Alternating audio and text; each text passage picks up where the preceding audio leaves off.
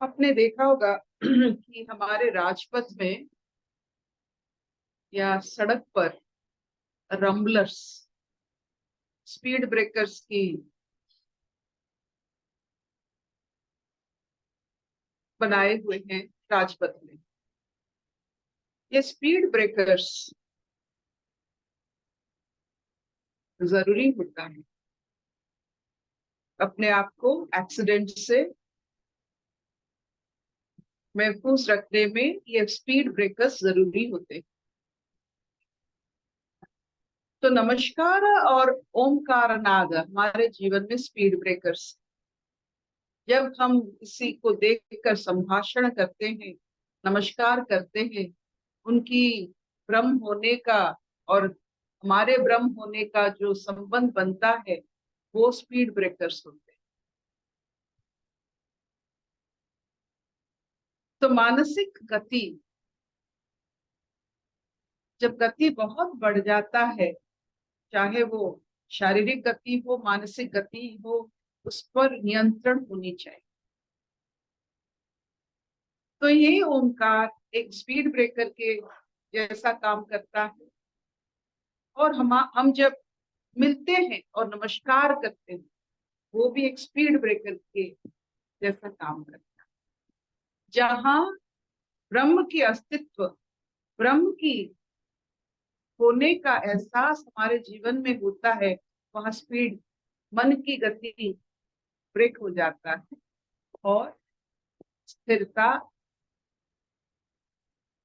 जैसे कहीं नहीं जाना, हमारे अज्ञान के कारण हमें गति पर रहना पड़ता है।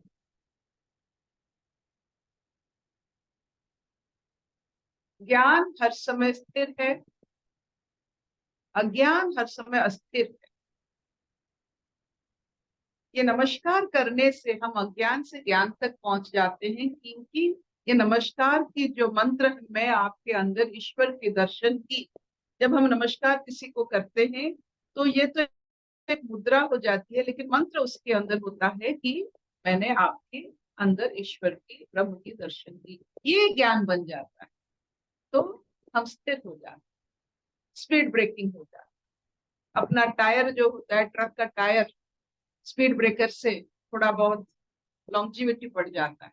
तो ये शरीर का लॉन्जिविटी स्पीड ब्रेकिंग की भाव से बनता है।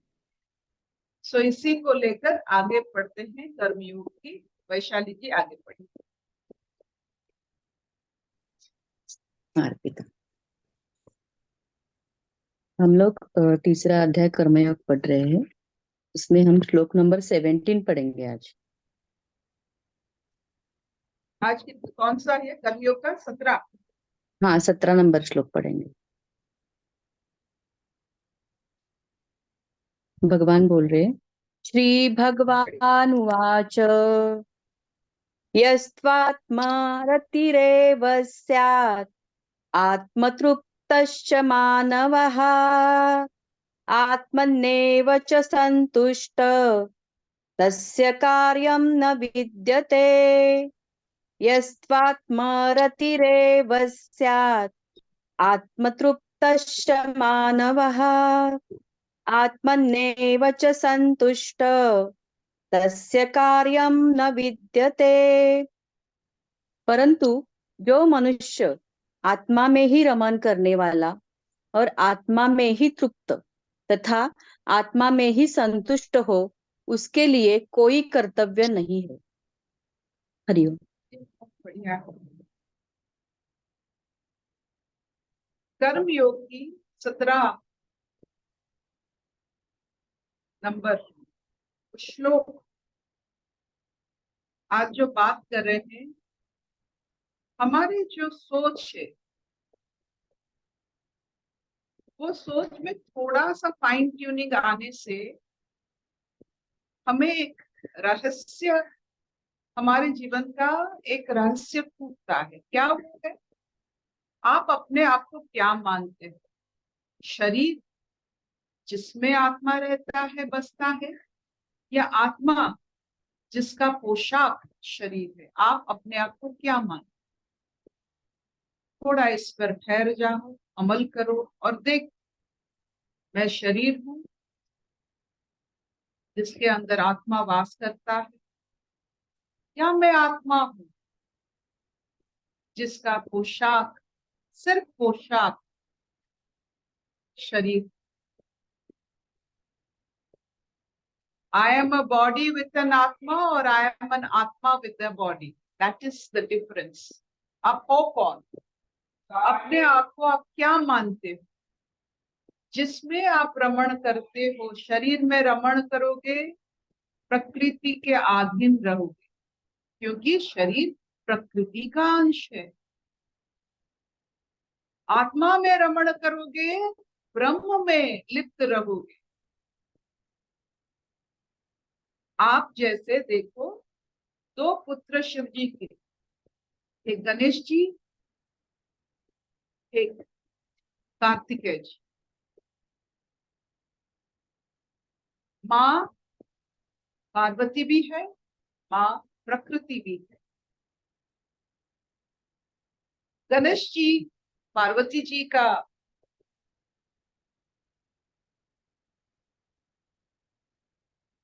पार्वती जी के चारों तरफ उन्होंने अपना ज्ञान के अनुसार परिक्रमा की, और कार्तिकेय जी प्रकृति की परिक्रमा की। दोनों माताओं की परिक्रमा की।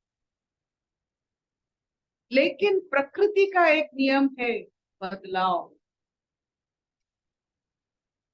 अगर आपको बदलाव अच्छा लगता है, आप मानसिक स्तर पर स्वस्थ और दम्भ है आप में, तो आप प्रकृति में जाइए, पर प्रकृति की बदलाव को देखिए, उसको अनुभव कीजिए, उसमें रमण कीजिए। लेकिन प्रकृति का बदलाव आप पे अगर असर डालता है, आपके ज्ञान पर अगर असर डालता है, आप अपने आप को सिर्फ शरीर मान लेते हो, तो आप प्रकृति की जाल में फंस जाते हो। जब प्रकृति है तो द्वंद है, विपरीत है, तो प्रकृति में आप चरण करेंगे तो सुख दुख भोगेंगे। अगर आपको विपरीत पेंडुलम की तरह हर स्थिति को आपको जानना है, जरूर प्रकृति में अपने आप को डालिए। अगर आपको स्थिरता चाहिए, निर्भय निर्लिप्त निराकार अनुभूति चाहिए, अपने आप को आत्मा, ब्रह्म, अंश, ये सब आप ही का तो सोच। तो आप देखो, आप टेलीविजन मोबाइल आप खरीदते हो, इतने सारे उसमें ज्ञान होते हैं, आपको चैनल सिर्फ बदलना पड़ता है, नई नई कथाएं। हमारा दो चैनल चलता है, एक प्रकृति का चैनल, एक ब्रह्म का चैनल। आप कौन सी चैनल खोलो, उसमें भ्रमण करो। दोनों माताएं हैं, किसी में आपको कोई नुकसान या कोई प्रॉफिट नहीं होने वाला है, आपको अनुभूति होने वाला है। जब संसार में इस बदलाव को देखते देखते आप स्तंभीभूत हो जाते हो, टायर्ड हो जाते हो, तो आत्मा में रमण करो। जो आत्मा में रहकर आप थोड़ी बहुत इंद्रियों को चलाना चाहते हो कि इंद्रियों भी स्वस्थ हो जाएंगे, अभी वो कभी काम नहीं कर पाएंगे, चलो थोड़ा प्रकृति में आ जाते हैं, ताकि इंद्रिय थोड़ा चंचल हो जाए। इंद्रियों के लिए प्यार के, इंद्रियों की प्यार के लिए, इंद्रियों की खातिर आप थोड़ा बड़ा प्रकृति में भी रमण कर लेते हो, तो ये शरीर और इंद्रिय बड़े सुस्त हो जाते हैं, और फिर आकर फिर आप आत्मा में बस जाते हो। तो वो इंद्रिय जिन्होंने अपने उसको एक्टिवेट किया है, उसको भी ब्रह्म का आनंद आने लगता है। एक बार ब्रह्म का आनंद इंद्रियों को आ जाए, वो प्रकृति में ब्रह्म ही ढूंढते लगते हैं। यही उसका रहस्य है। क्योंकि प्रकृति गुणों से बना, गुण हमारे कर्म का हिस्सा है और कर्म हमें फल देता, प्रारब्ध बनाता है। अगर इसमें आपको फंसना है, फंसते चलिए, प्रारब्ध बनाते चलिए, भोगते चलिए, उपभोग करते चलिए, जीवन शरीर को बार बार आपको पोशाक बनाकर बहुत सारे किरदार निभाते चलिए, कोई इसमें खराबी नहीं। अगर आप आत्मा में रमण करते हैं, ना आपका कर्म बनता है, आप निर्गुण बनते हो, आपका कोई प्रारब्ध नहीं होता है, आप जैसे थे वैसे हो। उस अवस्था में सिर्फ आपको एक सतचित आनंद की जो अनुभूति है, वो आपको इस आपका स्वरूप ही आनंद बन जाता है। ये आपकी मर्जी, आप गणेश जी बनो या कार्तिकेय जी बनो, लेकिन आपको ज्ञान होनी चाहिए। आप पैर गर्म पानी में डालोगे तो गर्म लगेगा, आप प्रकृति में चलोगे, प्रकृति को अपना विहार स्थली या रमण स्थली मानोगे, तो आपको बदलाव और इंद्रियों की प्रखरता महसूस होगी। इसमें कोई प्रश्न नहीं है। द्वंद्व महसूस होगा, विपरीत अवस्था महसूस होगा। तो आपकी मर्जी, आप नदी बनो या समंदर बनो, बादल बनो या आकाश बनो, लहरें बनो या समंदर, पूरा समंदर बन जाओ। बीइंग एंड बिकमिंग, आपकी जो मर्जी बनो, उसी हिसाब से आपका अनुभूति, यही ज्ञान है। जैसे कोई कछुआ जब पैर निकालता है तो चलता है प्रकृति में, पैर अंदर डाल देता है तो प्रकृति उसके लिए शेष हो जाता है, बंद हो जाता है, स्टॉप हो जाता है। तो आप ये कर सकते हो, प्रकृति में जाओ, हाथ पैर पूरा फैलाकर प्रकृति को अनुभव करो, फिर अपने इंद्रियों को अपने अंदर ले आकर आत्मा में विचरण करो, आपकी मर्जी। तो कितने सारे मनुष्य की चेतना, विवेचना, ज्ञान की वजह से वो किस स्तर में जा पहुंचता है, इसको आप अनुभव कीजिए।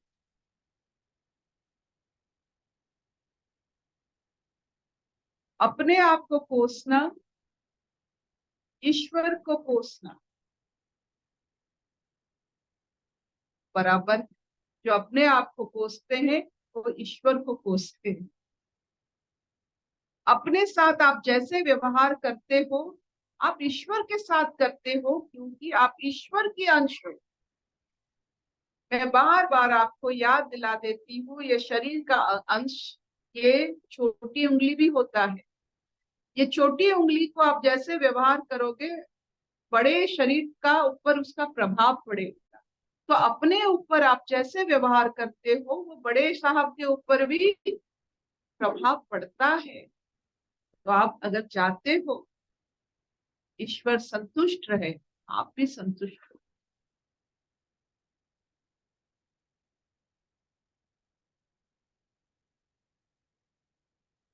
अपने आप को ईश्वर का अंश मानते हुए वैसे ही व्यवहार करना। क्या इतना चलेगा? हाँ अर्पिता चलेगा। ठीक, चलो।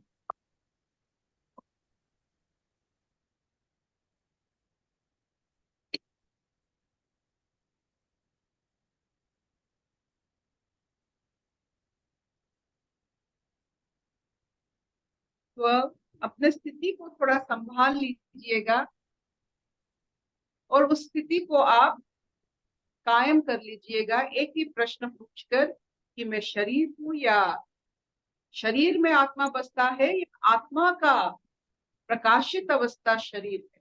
ये थोड़ा अपना स्थिति, अपना एड्रेस थोड़ा ठीक कर लीजिएगा। इस एड्रेस से बहुत फर्क पड़ता है। शरीर के ऊपर इतना दबाव नहीं पड़ता है। हेरक्युलिस जैसे हमें लगता है ना हम संसार को उठाए हुए हैं, अगर ये लगता है कि आप ही की वजह से आपका संसार चल रहा है, थोड़ा देख लीजिएगा। आपके हिसाब से अगर संसार चलता है, थोड़ा बहुत आत्मरमण की, वैकेशन की थोड़ा जरूरी होता है। आत्मरमण एक वैकेशन है।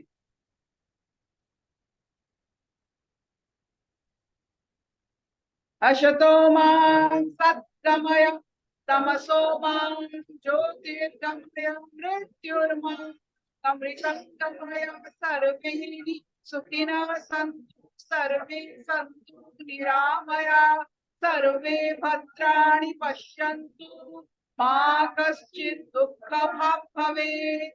ओम शांति शांति शांति।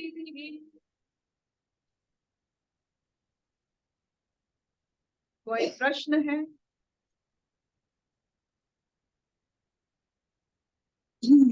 बोलो कोई पूछो। हाँ, बोलिए।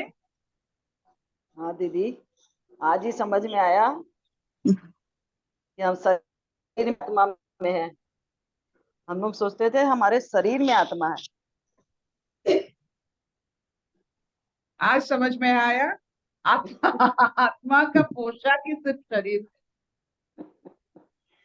तो पोशाक में अगर आप ज्यादा समय बिताओगे, ये काहे का मनुष्य होने का क्या फायदा? अगर पोशाक को आप सब कुछ समझ लोगे, पोशाक के हिसाब से आप चलोगे। आज ही समझ आया तो। Bye bye. बाय। यहाँ रोज नया नया खुलता है ना, तो भी अच्छा लगता है। ये बहुत ही अपना ही समझ में आता है सब कुछ। अच्छी बात है, समझ में तो आ ही गया।